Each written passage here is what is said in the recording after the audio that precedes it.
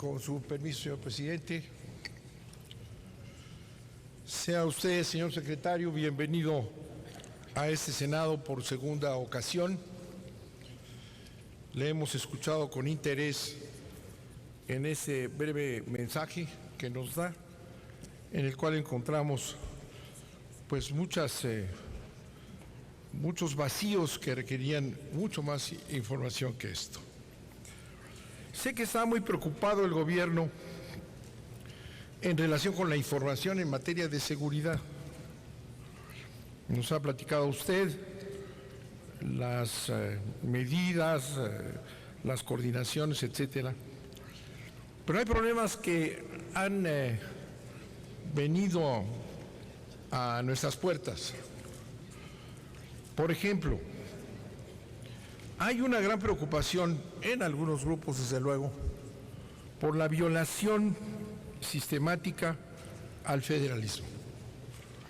Esta es una Cámara Federal, representante de los estados.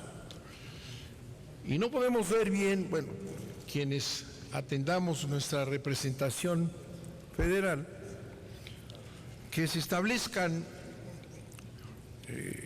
podríamos decir, por ahí se menciona mucho virreyes en los estados, ¿no?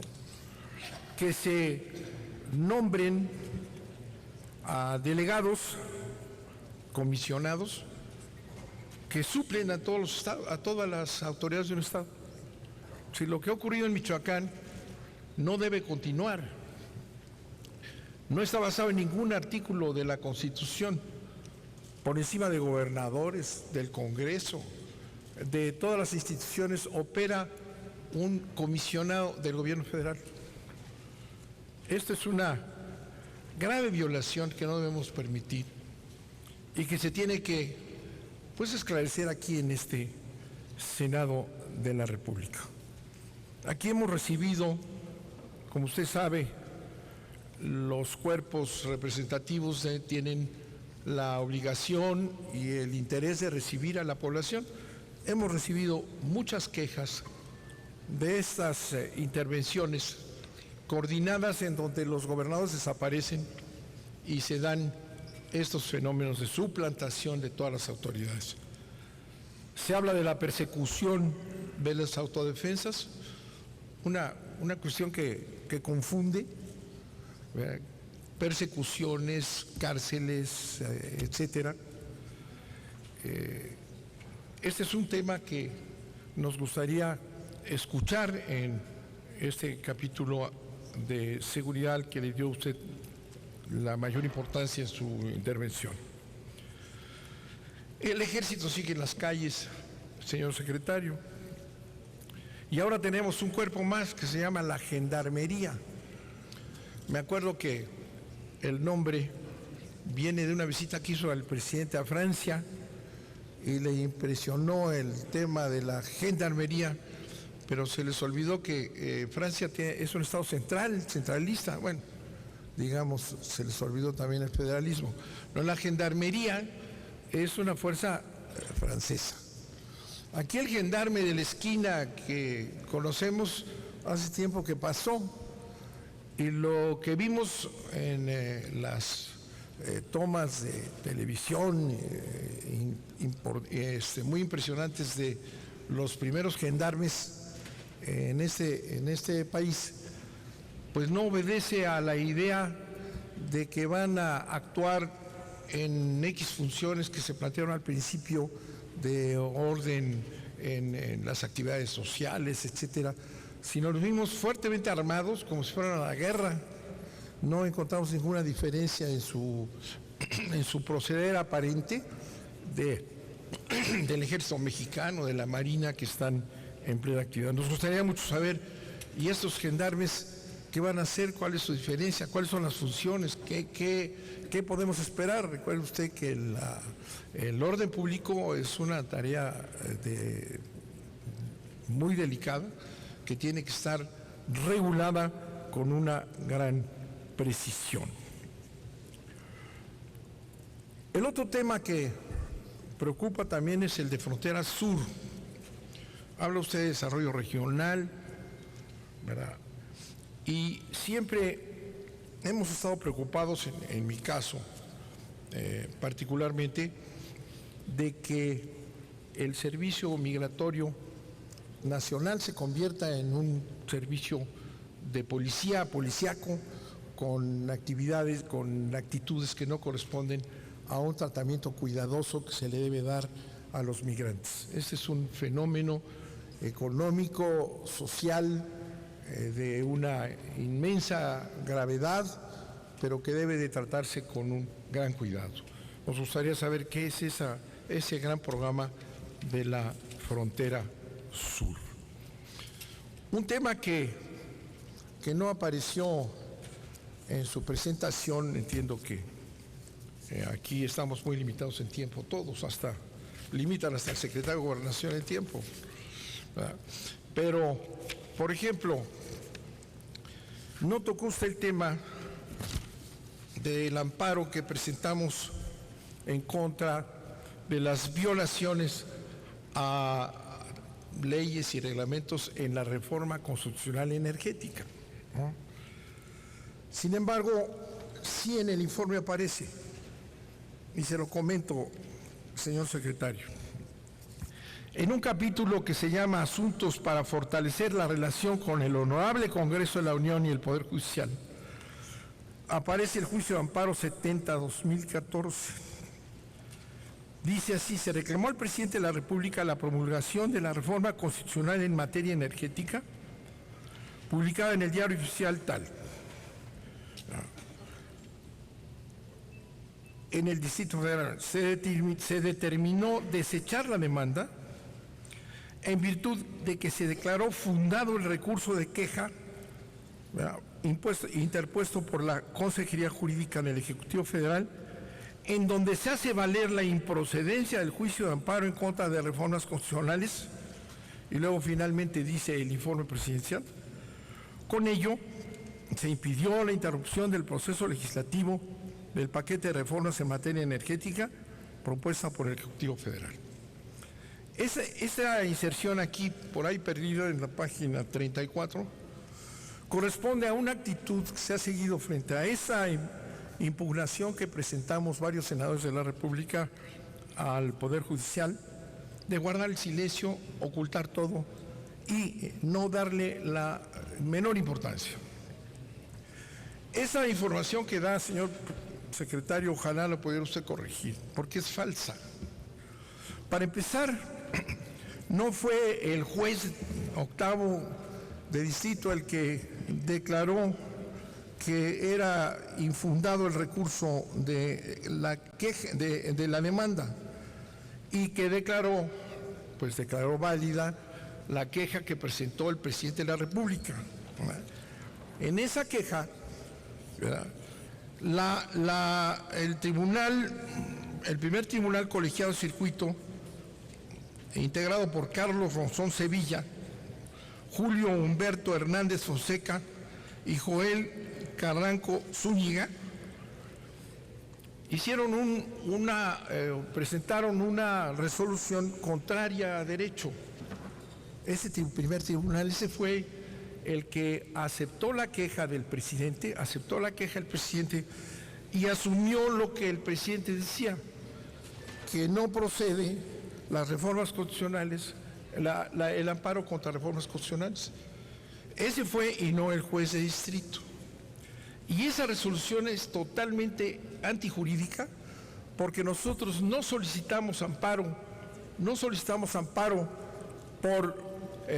a la reforma constitucional, sino solicitamos amparo por violaciones al procedimiento que este Senado llevó a cabo y que demostramos claramente. Todo lo contrario, el juez octavo le dio entrada, ¿verdad?, y pudo con una gran firmeza obligar a los congresos de los estados, por ejemplo, entre otras tantas violaciones, a que que presentaran claramente lo que no hicieron. En 5 minutos, en 15 minutos se aprobó en los estados. Nunca se aprobó la reforma energética en los estados. Lo logramos demostrar en ese procedimiento mientras lo dejaron transitar en un timing muy cercano a pues a lo que hubiera sido conveniente o fue conveniente para el Ejecutivo. Como usted ve, aquí dice el presidente que con esto se logró lo que decían que no tiene importancia, se impidió la interrupción del proceso legislativo del paquete de reformas en materia energética.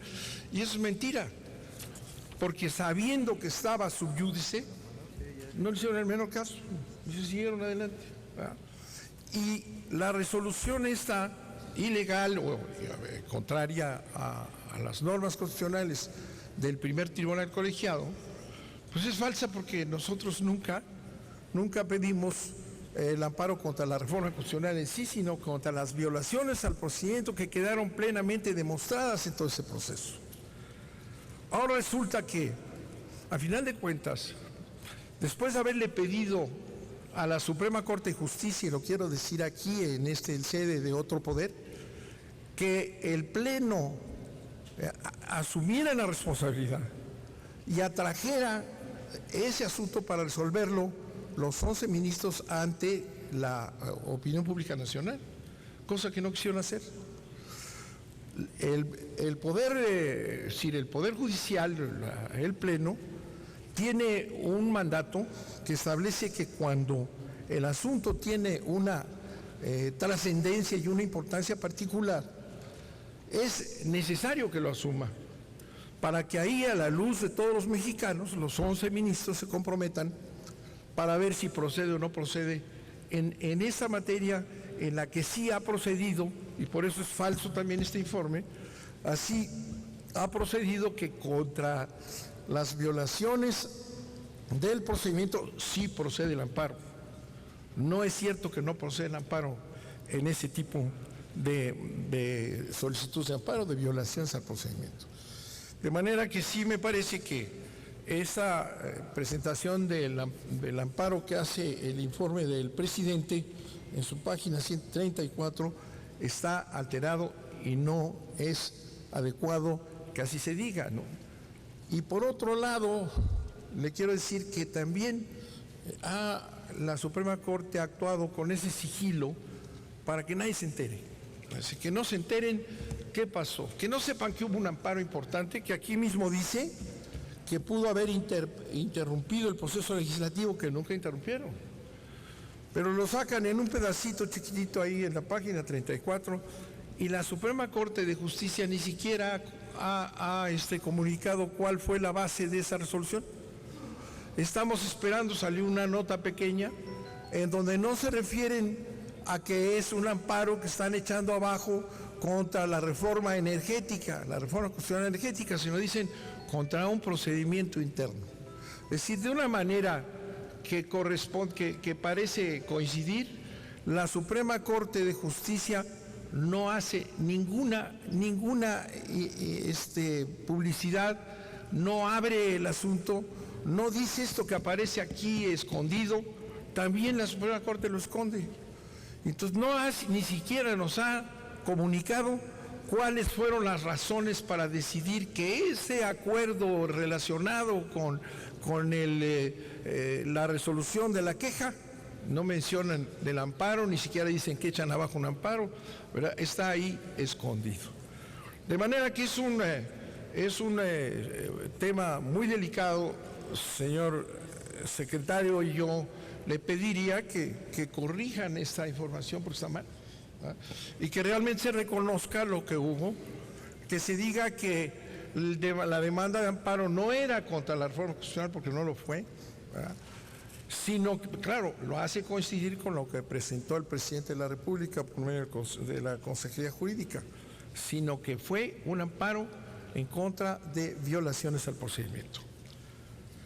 Un tema final, señor secretario, es el de